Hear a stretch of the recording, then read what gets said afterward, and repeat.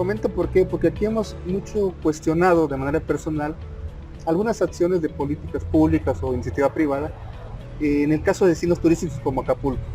Entonces se trata de hacer escenografías con tal de agradar o de vender un falso histórico a un turista. Y eso Claro. ha generado comentarios como que hay arquitectura que rompe con el sentido de identidad de la gente local. O sea, la gente ya no se siente integrada o identificada con ese modelo porque es, como decíamos, es una importación o una adaptación de un caso exitoso en lugares ajenos a nuestro contexto social, económico y cultural, ¿no? Sí, hay toda una parte de esta arquitectura turística que es pues una falsedad, podemos decir. El epítome de esto es Disneylandia, donde en un mismo terreno tienes Todo. castillos góticos y palacios árabes y todo lo que tú quieras. En algunos lugares pues lo hacen un poco por tener ese éxito, llamar la atención al turista, cuando en realidad mucho del turista que quiere ver algo puede ser un turista más o menos informado, que si quiere ver algo prehispánico, pues no va a venir a Acapulco, va a ir a Teotihuacán o a la zona maya, que si quiere ver elementos de una arquitectura barroca irá a Puebla o a Oaxaca, que Acapulco tiene otras cuestiones que ofrecer y yo creo que la arquitectura debe de entender eso y hacer ese tipo de construcciones, sobre todo cuando son construcciones mayores. Si hay una cierta utilería en un restaurante para que nos recuerde a Sevilla, porque ahí venden tapas, pues puede que no sea grave porque va a durar una época esa decoración en ese restaurante. Pero cuando es un edificio mayor, sí creo que no debe de hacerse, que se debe de pensar en tener más muro que ventana, en tener balcones, en tener protecciones solares, que es lo que la arquitectura local, tradicional, vernácula, había venido haciendo por muchos siglos. Y eso es lo que hay que hacer.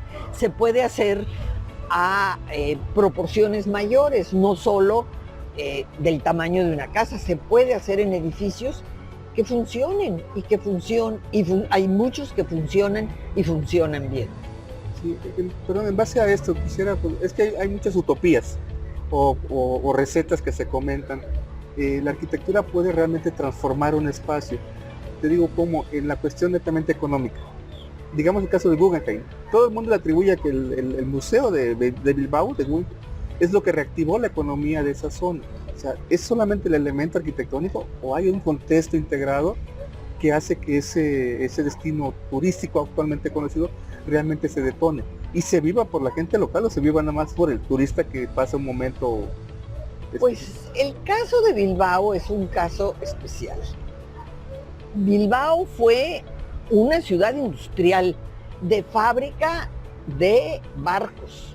En un momento dado ese giro deja de tener importancia, sobre todo porque el acero, el carbón local deja de tener una producción suficiente para que se sigan produciendo ahí esos elementos metálicos. O sea, no hay insumos locales. Entonces, queda toda una zona, sobre todo portuaria, sobre el río, porque está sobre un río, abandonada. Esa fue una acción, yo pienso, inteligente de, no sé, el alcalde de Barcelona o el gobernador de la provincia, no sé quién tanto pensó ahí, pero pensaron renovar la ciudad y revitalizarla por completo, porque claro, al perderse la industria se perdieron todos esos trabajos. Pensaron que podía ser interesante entrar un poco más hacia el turismo, que es una zona del norte de España que se come muy bien. Pero no solo está Bilbao, el Guggenheim, ahí hicieron una infraestructura extraordinaria de sistema de transportes metro. Sí. con las estaciones de Norman Foster que son de quitarse el sombrero. Entonces, si tú haces toda una infraestructura de metro, de transportes, de alimentación, de hoteles, el Guggenheim puede entonces cumplir realmente su función. Porque como museo es malísimo.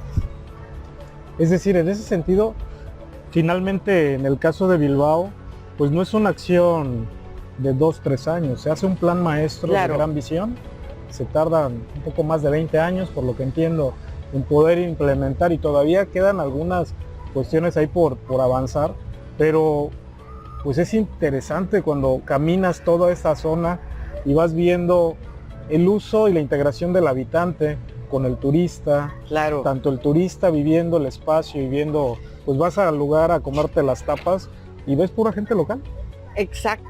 Entonces disfrutas de esa compañía y esos horarios de comida también, que no son iguales a los de nosotros, y es bastante rico, y esa visión de no hacer acciones a corto plazo, sino a un largo plazo, a través de esta planificación. Integrales. Exacto. Acciones de toda la ciudad, no aquí venir a poner algo Exacto. en este malecón para darle vida al malecón. No, es una acción integral con la ciudad, con un aeropuerto que nuevo, con una serie de acciones que funcionan para la ciudad. Sí, que aparte te deja el casco antiguo con el casco nuevo, ¿no? Claro. Que conviven de alguna manera. Sin problema. Claro, porque se hacen puentes sobre el río, conectan. Sí. En fin, es una labor que llega más allá. Sí. Y que sí, el turismo detona muchas cosas, y ese es un foco de turismo, pero el turismo llega también porque se come muy bien, porque se la pasa uno bien, porque los hoteles funcionan de manera amable. Todos los hoteles que construyeron ahí, ninguno sobrepasa los 5 o 6 pisos de la mayoría de los edificios de la zona. Entonces es muy amable, no sale un champiñón morado en medio de una ciudad gótica, no, es todo realmente muy cuidado y muy bien pensado, y porque a veces el propio turismo mata la zona turística construyendo tonterías. Sí, en el caso de Acapulco, hablando a nivel local, tú bien recuerdas, se han generado 3 centralidades o nuevas centralidades. Surgimos en un Acapulco tradicional, un Acapulco del casco antiguo. Se habla, conforme va evolucionando la demanda, de generar el Acapulco dorado, y finalmente se propone lo que es el Acapulco diamante. En ese caso quisiera tocar un tema, ¿no? Alfredo Jalife en un momento menciona el término o concepto miamización, o sea, donde se trata de homogenizar un espacio a través de un referente de un sitio con un alto nivel de desarrollo económico, donde forma mucho o tiene mucho que ver la inversión privada. O sea, aquí se ha acusado de que al Estado, al dejar de ser el protector y el generador de toda la infraestructura de la ciudad, con una visión a largo plazo, se cambia por una visión a corto plazo del desarrollo inmobiliario, donde él lo que quiere es recuperar inmediatamente su inversión y generando a veces la no integración de esos nuevos elementos a lo que es el contexto de la ciudad. O sea, esas son las cuestiones que aquí lo hemos vivido, donde la acapulqueña a veces se siente segregado, porque hay espacios donde realmente no se permite el acceso y donde te quitan lo que era la vista al mar, ¿no? Toda una zona de playas a las que no se puede llegar si no estás alojado en uno de esos hoteles o condominios. Sí, ese es un problema grave que creo que no se cuidó en Acapulco. Problema que tampoco se cuidó en lugares como Cancún, que ya podían haber aprendido la lección, y Cancún es mucho peor que Acapulco a mi juicio. Pero Cancún, también hay que decirlo, no tenía una población local de origen ni un centro de una cierta tradición y antigüedad. Pero sí se vuelve, hay toda una zona de Acapulco que podría estar en Kuala Lumpur, da lo mismo, no tiene un sentido. Como por ejemplo sí lo tiene esta zona, donde los edificios, algunos no tan buenos, pero en general interesantes, se van adaptando al terreno, se van acomodando, van presentando fachadas amables, protegidas del sol, en fin, en esta zona sí hay todo una conversación con lo local y se siente esta adaptación a lo local. Luis, en ese sentido también una reflexión. ¿Qué hacemos con estas obras de alto valor de estos arquitectos hoy en día? O sea, ¿qué hacer? Te enfrentas a un tema financiero del propietario, te enfrentas a un tema de que las necesidades probablemente también ya cambiaron, tanto a nivel urbano como en la unidad habitable. ¿Qué hacemos?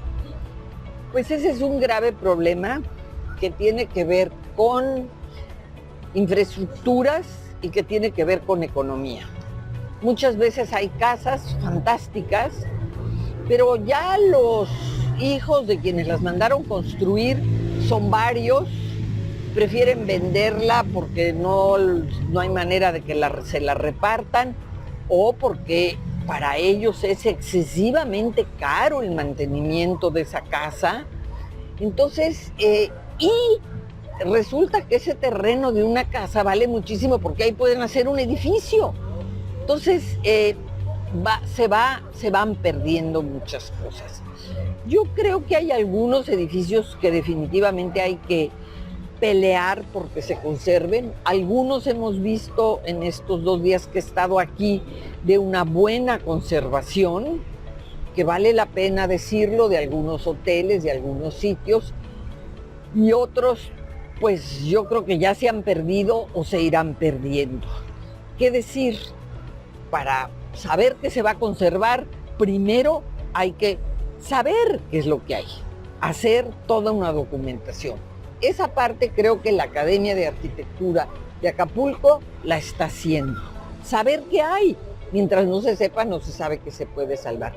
Y después, dentro de lo posible, dar las batallas para que se reconozca, para que el dueño, los habitantes del entorno reconozcan el valor de estas obras y pidan, vean, empujen hacia su conservación. Es decir, que necesitamos en un primer momento conocer lo que hay, Claro. catalogarlo. Nosotros hablamos con Manuel constantemente de ordenar el relato de la ciudad. Platicábamos playa langosta o playa angosta, por ejemplo, ¿no? Entonces, ambas tienen su tema. Sí. Y finalmente lo que estamos buscando es eso, el poner en la mesa todas las piezas y empezarlas a catalogar, a ordenar bajo un proceso académico. Claro. Que no sea solamente el abuelito lo que opinó o de voz en voz, sino que tengamos a lo mejor hasta los documentos que demuestren o los antecedentes históricos que nos permitan hacer eso. Es por eso la importancia de esta catalogación. Claro. Entonces, pues vamos en buen camino. Hay que comenzar por ahí y después sí armar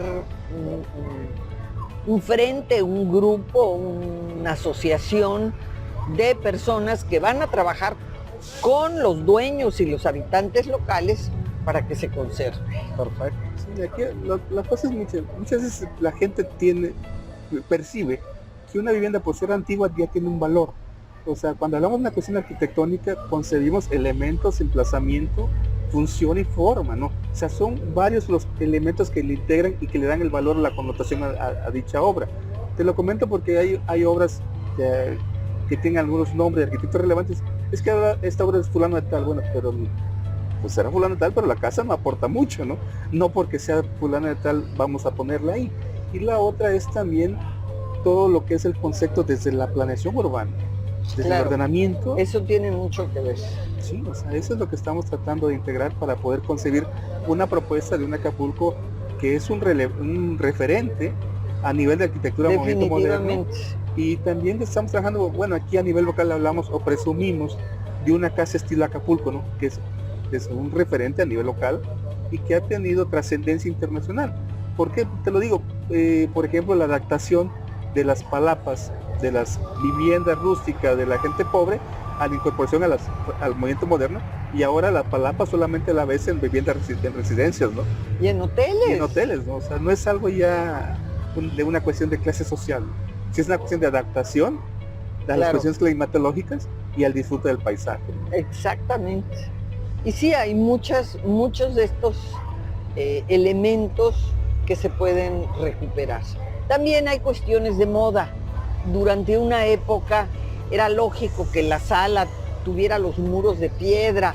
Hoy en día, pues, ya no, se supone que no tiene que ser aplanado, muy bonito. En fin, hay cambios dentro de los gustos, un poco dentro de modas, pero conservar dentro de lo posible creo que se puede hacer y definitivamente vale la pena. Sí. Y hay dos cosas que yo